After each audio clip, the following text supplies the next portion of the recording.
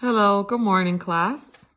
Today we're going to be focusing on topic 6.4, graphing and identifying parts of log functions.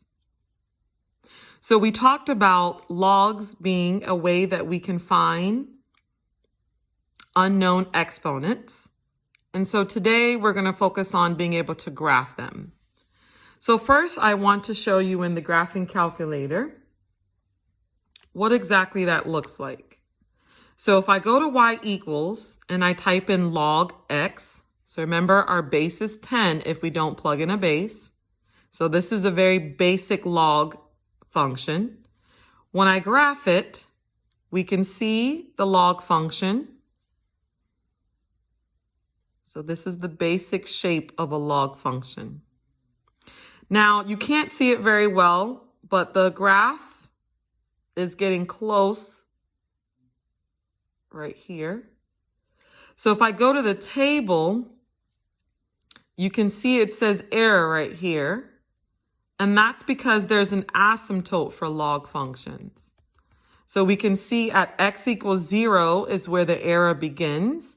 And then as the x's get larger, we do have values for y.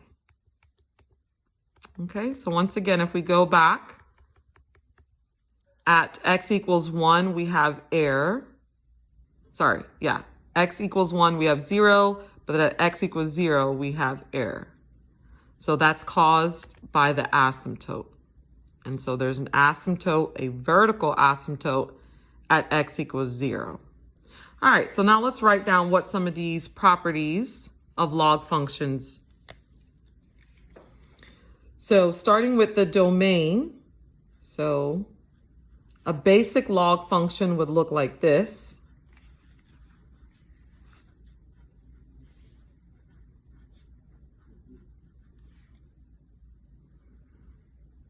So this is what a basic log function would look like with the transformations built in. And so for the domain of a log function, it's going to be all the x values greater than h. So once again, the domain is all the x values greater than h. The range, there was no restrictions on our y values, so it's all real numbers.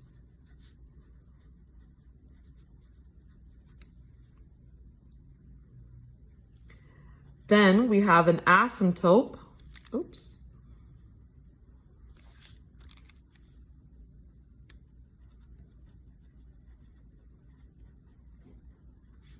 At x equals h. And then for the transformations, just like all the other functions, if there's a negative, we say that there's a reflection in front. For a, if a is bigger than 1, we say stretch. If a is less than 1, we would say compression. And then h would make the graph go left and right. So remember, for positive, we do the opposite and say left. For negative, when we do the opposite, we say right. And then the k value, positive, we say up. And for negative, we say down. Okay?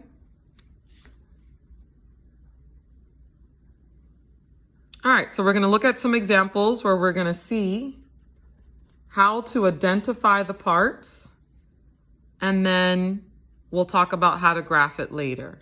So for our first example, we're going to identify all the parts of log base 2 of x. All right, so starting with the domain, there is no h value, and so therefore the domain is all the values of x that are greater than 0. The range would be all real numbers. The asymptote, oh, there, I'm about to do it again.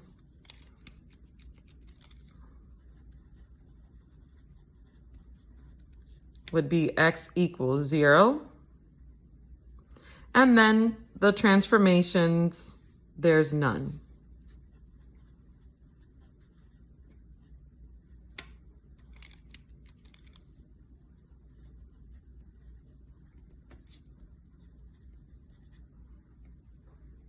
Okay.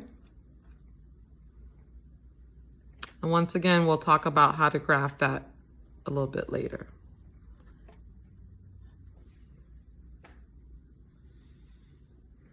All right, example number 2, we're going to graph y equals log base 2 of x plus 4. So for the domain, we do have an h value. Remember, we always take the opposite, and so h would be -4. So we want all the x values that are greater than -4. For the range, it would be all real numbers. For the asymptote, since we do have an h value, it's x equals -4. Once again, we always take the opposite. And then for the transformations, we do have a transformation.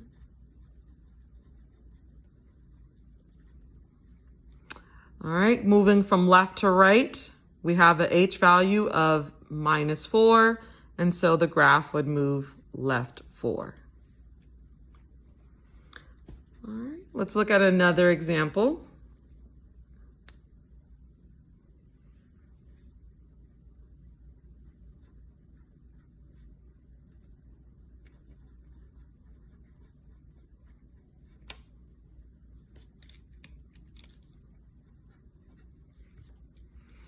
All right, so starting with the domain, for our h value, the opposite would be 1, +1. So we want all the x values that are larger than +1. For the range, it'll be all real numbers.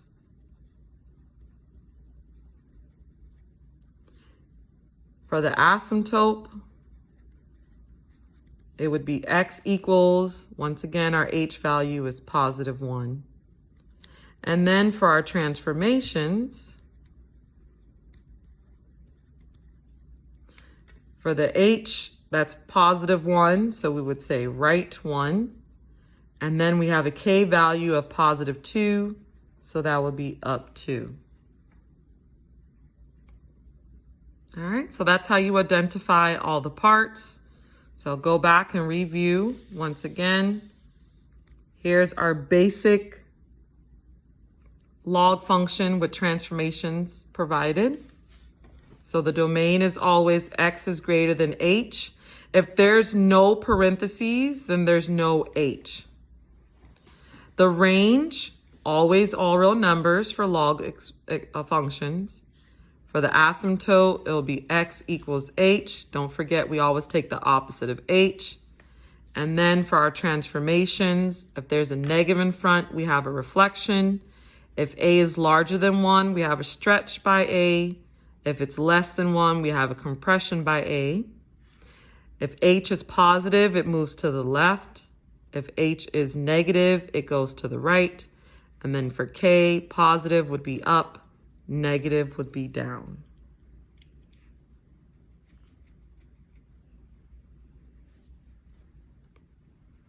All right, now let's talk about how would we graph this?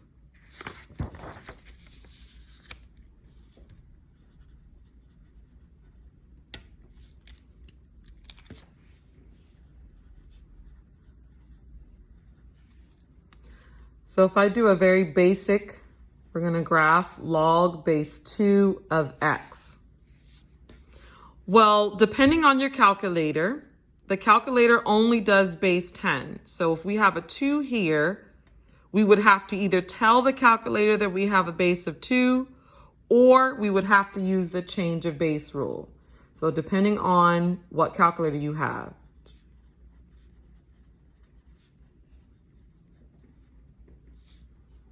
So let's say I have a calculator where I can put in the 2.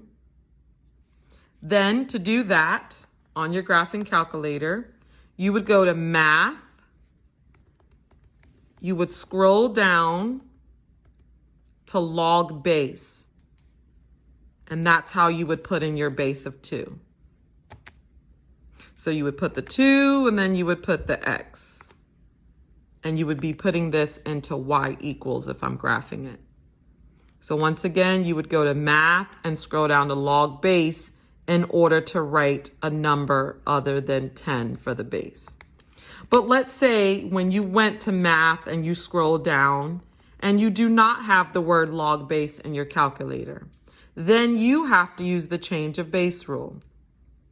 So the change of base rule states if you have log base b of m, then to tell your calculator what b is, if it's not 10, you would type in log base m divided by log base b.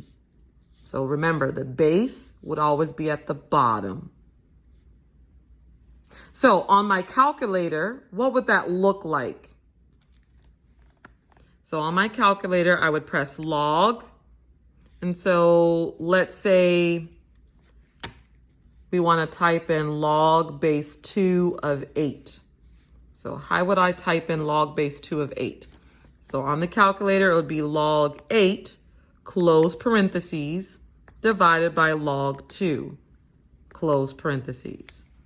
And so that's how I can type it in my calculator if I have to use the change of base rule. Okay, so now let's go to y equals. We're graphing log 2 of x. So I would identify my asymptote. My asymptote would be x equals 0 because there's no h.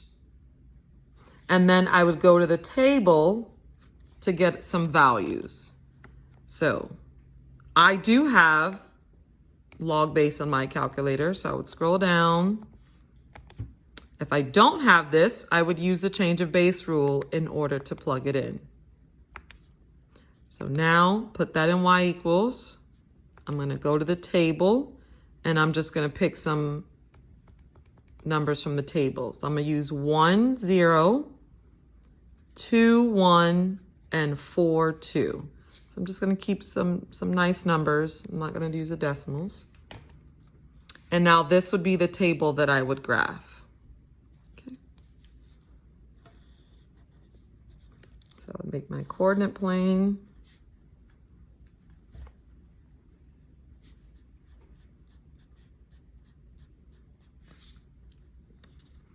I would put in the asymptote. So remember, for the asymptote, you would use a dotted line.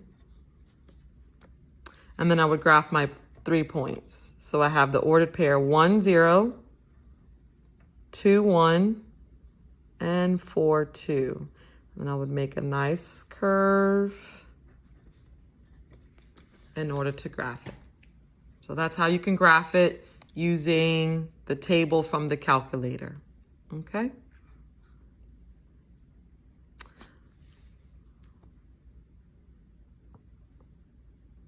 All right, so that's how you do graphing and identifying the parts.